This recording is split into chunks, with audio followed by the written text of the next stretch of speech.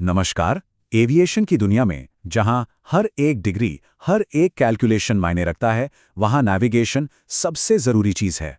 पर सोचिए, अगर मैं कहूं कि सबसे भरोसेमंद नेविगेशन टूल यानी हमारा कंपास हमसे एक छोटा सा झूठ बोलता है।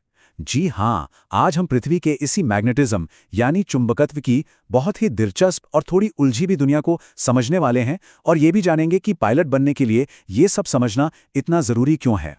तो चलिए सीधे उस सवाल पर आते हैं जो इस पूरी कहानी की जड़ है। हम सबने स्कूल में पढ़ा है कि कंपास की सुई हमेशा नॉर्थ यानी उत्तर की तरफ इशारा करती है, लेकिन ये सच अधूरा है। असल में कंपास की सुई उस नॉर्थ की तरफ इशारा नहीं करती जिसके बारे में हम सोचते हैं, मतलब हमारे नक्शों वाला असली ज्योग्राफिक नॉर्थ पोल। अच्छा, इस पहेली को सुलझाने के लिए हमें अपनी पृथ्वी को एक बहुत बड़े बार मैग्नेट यानी छड़ चुंबक की तरह देखना होगा।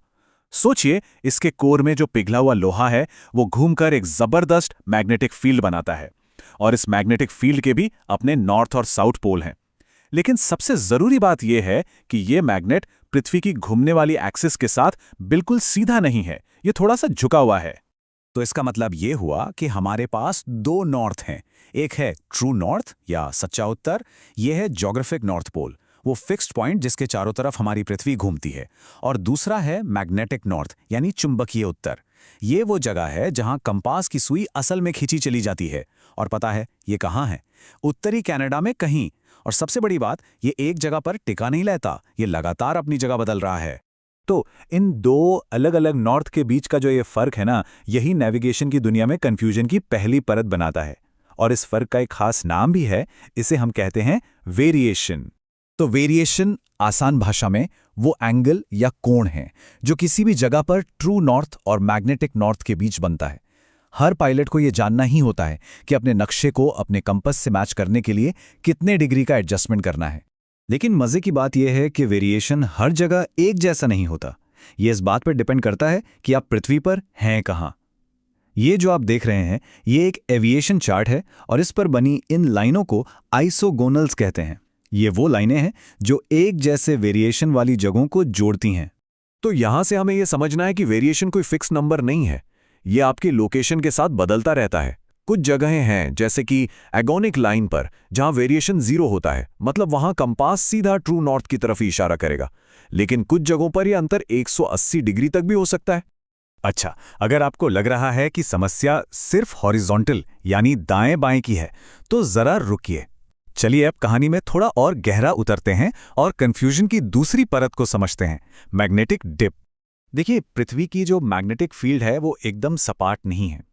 ये जो मैग्नेटिक फोर्स की लाइनें हैं, ये पृथ्वी के एक पोल से निकलती हैं, हवा में घूमती हैं और फिर दूसरे पोल से वापस पृथ्वी के अंदर चली जाती हैं। इसका सीधा मतलब ये है कि ये लाइनें जमीन के बराबर या पैरेलल नहीं हैं। और ये जो एंगल ऑफ डिप है ना, यही कंपास के लिए एक नई मुसीबत खड़ी कर देता है।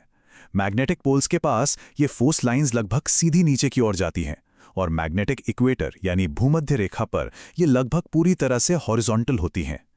इस प्रॉब्लम को थोड़ा और अच्छे से समझने के लिए हम टोटल मैग्नेटिक फोर्स को दो हिस्सों में तोड़ सकते हैं। एक है हॉरिजॉन्टल कंपोनेंट जिसे हम H कहेंगे, और दूसरा है वर्टिकल कंपोनेंट जिसे हम Z कहेंगे। तो ये जो हॉरिजॉन्टल कंपोनेंट H है, ये हमारी कहानी का हीरो है। इसी को डायरेक्टिव फोर्स कहते हैं, क्योंकि यही वो ताकत है जो कंपास की सुई को नॉर्थ की तरफ खींचती है। लेकिन ये जो वर्टिकल कंपोनेंट Z है, यही असली विलन है। ये सुई को नीचे की तरफ खींचता है, जिससे हवाई जहाज के मुड़ते समय या स्पीड बदलते समय कंपास में बहुत बड़ी गलतियां आ जाती हैं, खासकर पोल्स के पास, जहां ये वर्टिकल फोर्स बहुत ज्यादा होती है।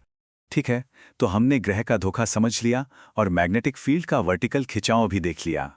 लेकिन कहानी में एक और ट्विस्ट है, और ये धोखा कहीं बाहर से नहीं बल्कि हवाई जहाज के अंदर से ही आता है।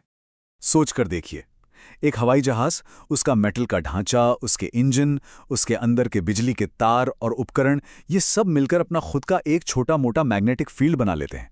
और ये फील्ड पृथ्वी के असली मैग्नेटिक फील्ड के काम में दखलंदाजी करता है। और इसी लोकल इंटरफेरेंस यानी दखलंदाजी को डेविएशन कहा जाता है। वेरिएशन से ये अलग है। वेरिएशन आपकी लोकेशन पर निर्भर करता है, लेकिन डेविएशन हर हवाई जहाज का अपना अलग होता है। ये डेविएशन कंपास को मैग्नेटिक नॉर्थ से भी थोड़ा सा भटका देता है, जिससे एक तीसरा नॉर्थ बन जाता है, कंपास नॉर्थ। तो सवाल ये उठता है कि एक पायलट इन सभी उलझी हुई परतों से कैसे डील करता है? इन सारी गलतियों को एक साथ जोड़कर सही रास्ता कैसे निकाला जाता है? चलिए, इसे एक बार फटाफट समेट लेते हैं। हमारे पास 3 बड़े मैग्नेटिक धोखे हैं। पहला, वेरिएशन, जो पृथ्वी की बनावट की वजह से है। दूसरा, डिप, जो मैग्नेटिक फील्ड के 3D शेप की वजह से है। और तीसरा, डेविएशन, जो खुद हवाई जहाज की वजह से है। तो एक पायलट का काम सिर्फ कंपास को देखना नहीं है, उनका असली काम है इन सभी गलतियों को लगातार कैलकुलेट करना और उन्हें सुधारना। वो वेरिएशन के लिए चार्ट्स का इस्तेमाल करते हैं और डेविएशन के लिए हर जहाज का एक खास करेक्शन कार्ड होता है, ताकि वो ये जान सकें कि कंपास जो दिखा रहा है उसके मुकाबले उन्हें असल में जाना कहाँ है।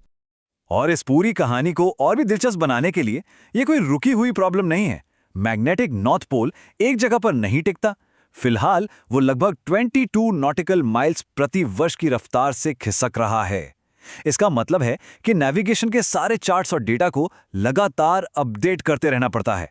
तो ये सब हमें एक बहुत ही बड़े और सोचने वाले सवाल पर लाकर छोड़ देता है। एक ऐसी दुनिया में जहां हमारे पैरों के नीचे की जमीन का चुंबकत्व ही लगातार बदल रहा है, वहां आने वाले समय में नेविगेशन इन पुरानी ताकतों के साथ कैसे तालमेल बिठाएगा, ये एक सोचने वाली बात है।